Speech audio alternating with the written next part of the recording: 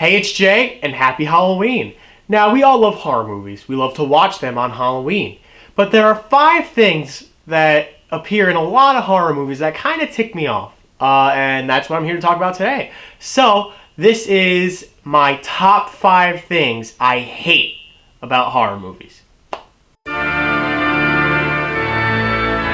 Number 5. Too much comic relief. Hey guys, wait, did you hear that?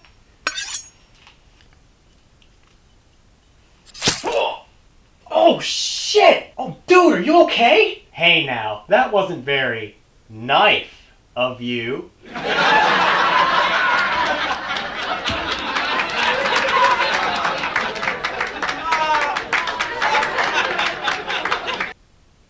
Really? See, what was the point of having that death of a character we've been invested in this entire time if it's just going to be offset by some comic relief or some joke? Now, I'm not against all comic relief in horror movies. I do think it's important to have something to offset a tension you might be feeling when watching a horror movie. But have comic relief after a minor scare, like maybe something fell over, or, one of those fake-out jump scares that annoy me too, but, would justify comic relief because it would get you into a false sense of security that this is going to be kind of a comedy until the real scares happen and it gets serious. I hate when really big, important, vital parts to movies, like a certain character's death, happen and then they just completely nullify the gravity of the situation by having someone crack a one-liner like we just saw. It just annoys me, and I think that they think they're doing the right thing by having comic relief in a horror movie, but again, you gotta use it sparingly. You can't be doing it all throughout the entire movie for every joke, for every scare, for every death, for everything, and come up with the same results of the horror atmosphere you're trying to build. It will then become a horror comedy. Now, if your movie is supposed to be a horror comedy, then by all means, have as much comic relief as you want because it's in the title. But for genuine horror movies to have a lot of comic relief, I think they're confused on what their genre is. So, for the future, let's try to have less comic relief and more scares and no comic relief to really let the scare sink in and give us the feeling of helplessness as we're being chased by said monster in the film. So, let's move on to the next number.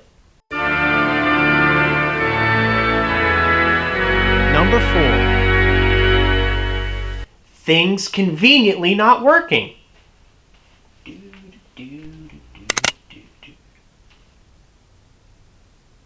Oh, hey look, it's the bad guy.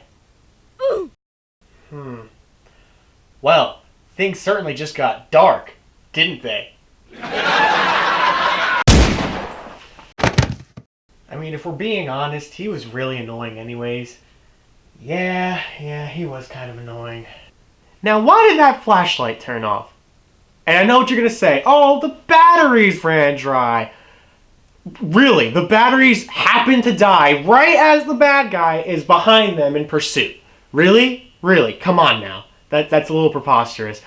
I understand that, things have to stop working at certain times to build dramatic tension, as it seems like the characters, our heroes, are in a helpless situation when being pursued by the killer, but it happens so often. The way they can kind of justify it is maybe talk about the car and how it's really unreliable, and then it would make sense when it stopped working when the bad guy's in pursuit. Because it's like, oh, well, this car is, unreliable, it's been stated. But to have the car working fine through the whole movie, and then it just breaks down when he's trying to start it to get away, or when the flashlight all of a sudden goes out, leaving us in a pitch black room, and oh no, nobody knows what's going on, but clearly the audience knows that the monster's going to be there once they find even the smallest sorts of light to see where they're going. It's going to be right behind them.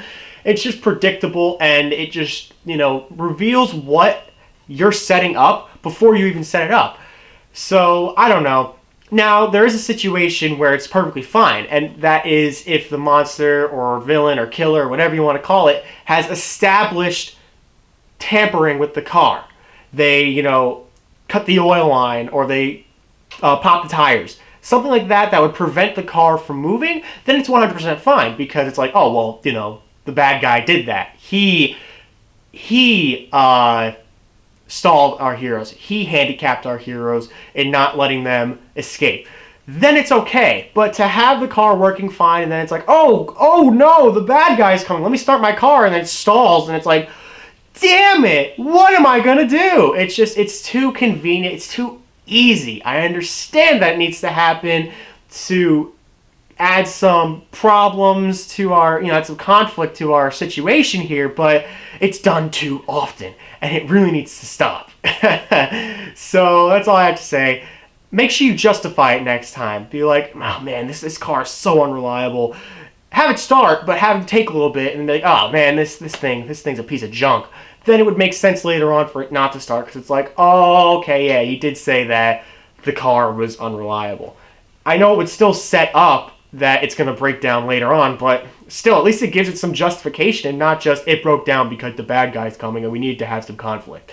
Anyway, I've rambled on enough. Next number.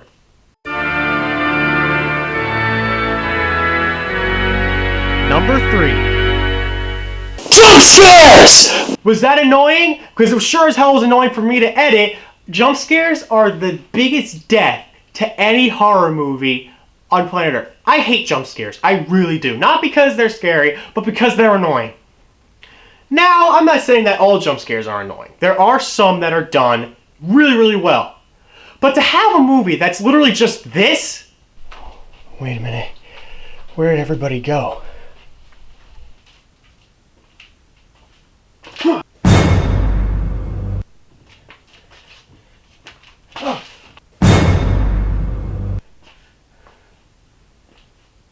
Oh shit! Is really freaking annoying. Really freaking annoying. And then they all start the same. A character walks into a room and there's really quiet, eerie music, and he's panning around the room with a flashlight, and the music stops for like 20 minutes, and it's then just a waiting game at that point. You're just like, when is it going to come? Come on, the music stops. Obviously to make it more quiet so the jump scare itself sounds louder, more in your face and scarier. When is it going to happen? It's not like, oh gee, the music stopped. What's going to happen? We all know what's going to happen. Jump scares that catch you off guard are the best when the music doesn't stop. And all of a sudden it's just like, bam, it's like, whoa, where'd that come from? Those are amazing. Those are so solid, and kudos to directors for actually utilizing good jump scares. But for every other one, it's so predictable. So predictable. Music goes quiet, you know what's gonna happen, the jump scare's gonna happen. It's dumb. And the biggest sin of jump scares is it takes away from true horror atmosphere. I see horror movies for the way they can make a situation seem so unsettling and you don't know why. I'm not saying that because you know the bad guy's in the room. You walk into a room, the heroes walk into a room and it's like, why is this unsettling? What is in here? And I know it could be the bad guy, but that's the thing. The uncertainty of the situation of, is the bad guy in the room? Is he not in the room? What is going on in here? Why am I suddenly not okay? You know what I mean? It's like in The Shining, one of my favorite horror movies of all time. The second they enter the Overlook, you know something's up. Even before Jack goes crazy and, tries to kill Danny, there's something in the atmosphere that's like, what is happening? And even before the blood flowing out of the elevator and the old woman and the two creepy little girls, something's not right. And that's how you do a horror movie. Not just boo every 5 seconds, drive me to hell. It's all about the atmosphere. And that's, well, at least for me, I should say. That's why I love horror movies. That's why I go and see horror movies, to experience that atmosphere, not just to be jump scared. You know what I'm saying? Ooh, and the ones that really annoy the crap out of me, they always involve cats for some reason. Every jump scare that annoys the crap out of me involves a cat. They're walking through this dark room and you can barely see anything, and a cat knocks something over and it's like, ah! And they point a flashlight, it's just a cat walking around. It's like, oh phew, they turn around, the bad guy's right there. It's the same formula. If you see a cat in the horror movie, you know that the bad guy is 2 steps behind them. It's just so predictable and so lame when you can see them coming a mile away. It's not fun. It's really not fun. So horror movie directors, take note.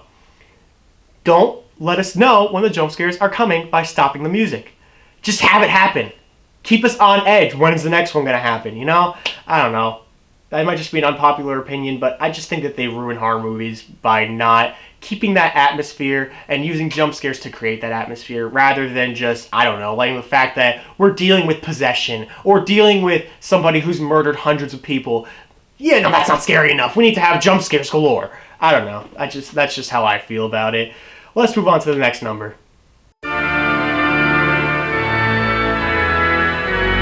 Number 2. When commercials reveal too much. Don't you hate when a horror movie's being advertised and you get something like this?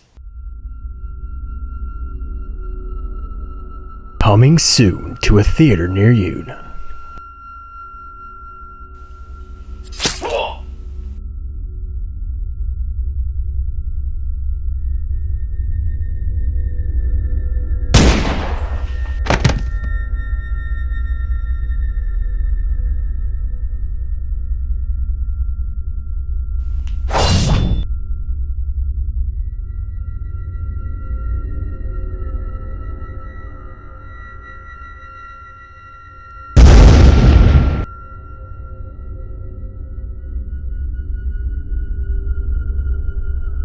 We just revealed everything.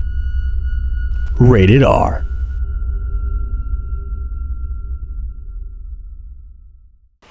Well, now what's the point of seeing the movie? We've seen every kill, every murder, every scare. We've even seen the monster. We've seen what he looks like. What is left in a horror movie? What is left? I don't know. Like, I hate when commercials reveal too much. My biggest gripe is with like possession movies and when the demon actually has his own entity rather than just the person being possessed. They go too far and actually show what the demon looks like. That is like a sin. You can't show what the demon looks like. You should let that be completely hidden until the movie so you get that reveal, you get that feeling of, oh wow, that's what this looks like that entire time. Now, that could be a big payoff or it could be a disappointment, depending on your CGI or your makeup team, but I digress. When you show every major scare, every major scene that our heroes, every situation that our heroes are going to be put into, and you show what the monster looks like, and you show every scare, and you show every important key element that would get you on the edge of your seat, it takes away because it's like, well, I know what's going to happen. It Chapter 2's trailer is the best example with Bev and the old woman. That wasn't even a trailer. That was literally just the whole scene. Obviously, except for what the old woman looks like when she, runs out of the kitchen. But it's like the whole scene. They're sitting there talking and talking and talking and talking and talking. She goes to make some tea, and you see her creepily walk in the background past her in the dark kitchen because, it's Pennywise. It's just like, why would you do that? This is supposed to be your whole marketing campaign, and you just showed a scene from the movie. Cut it off after the old woman is just sitting there smiling at Bev for like 5 minutes. Then cut it off. Cut it off. Because then we know something's wrong with her, but we don't know what. What is going to happen to this person? What's going to come of this old woman? It's not just like, oh, well, yeah, obviously she's going to come out of the kitchen as something creepy. It revealed too much.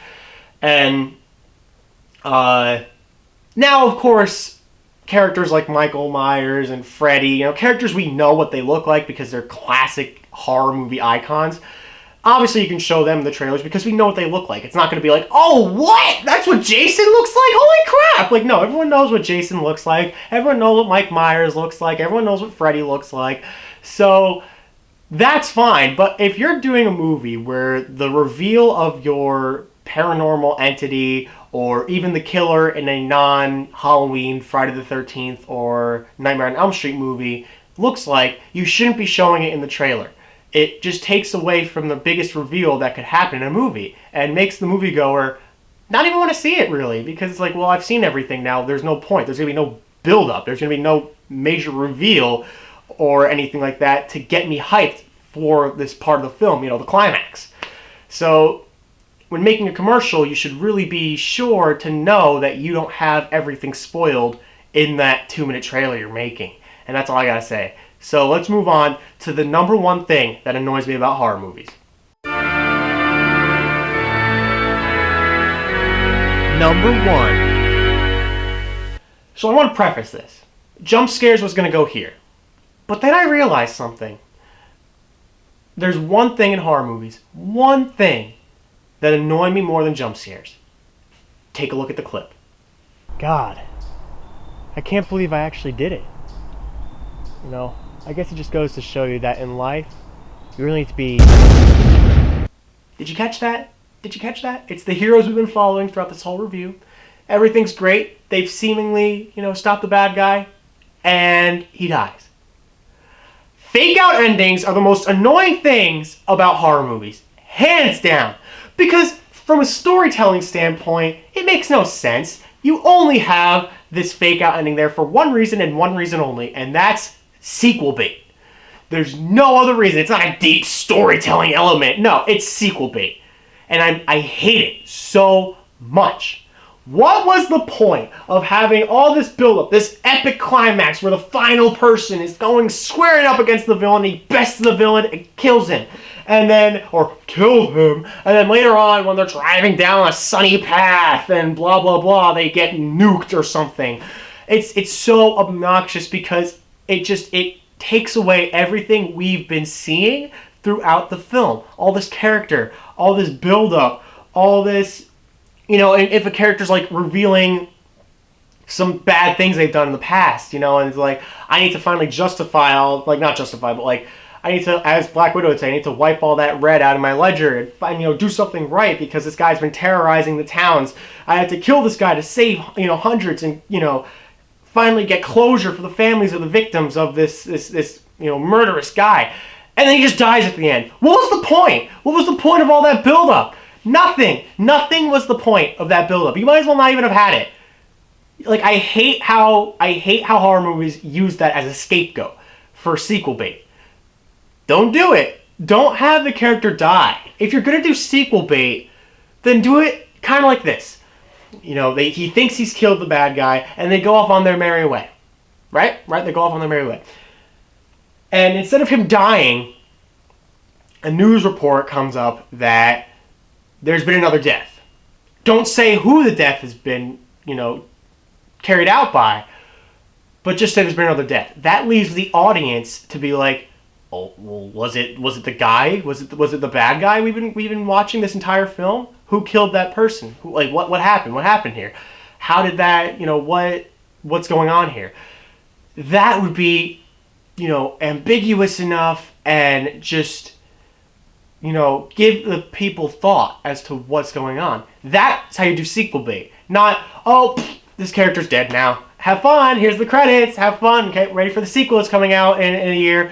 It's dumb. There's no other reason for a fake outing but sequel bait. I hate them so much because I love story in movies. I mean, we all do. I mean, that's what we see movies for a lot of the time, is for the story. And to have that story completely shot down for a fake out ending just to get one last scare in from the audience, it's just pathetic. It really is pathetic.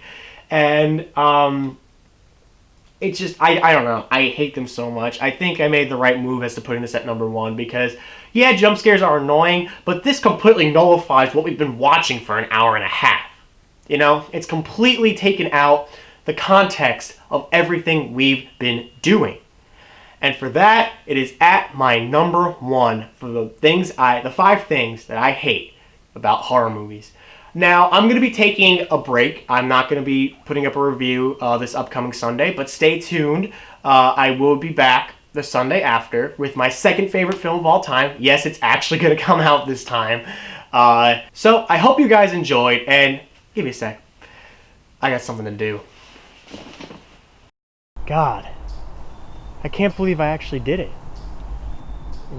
I guess it just goes to show you that in life, you really need to be... That's a wrap.